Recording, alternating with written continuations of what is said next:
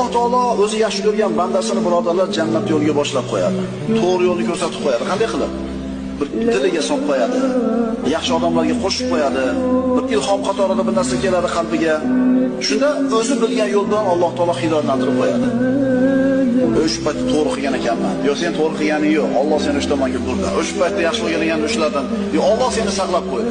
Muhimi birodarlar duo qilaylik. O'zing rozi bo'ladigan ishlarimizni boshla, o'zing g'azablanadigan ishlardan bizni qaytar. Agar Alloh ko'mak bermasa, qo'limizdan hech narsa kelmaydi. Ishonaveringlar. Alloh taolo o'zi yaxshi ko'rgan bandasini birodarlar jannat yo'liga boshlab qo'yadi. To'g'ri yo'lni ko'rsatib qo'yadi. Qanday qilib? Bir diliga solib qo'yadi. Yaxshi odamlarga qo'shib qo'yadi. Bir ilhom qatorida bir narsa keladi qalbiga. Shunda o'zi bilgan yo'ldan Alloh taolo hidoyatlantirib qo'yadi.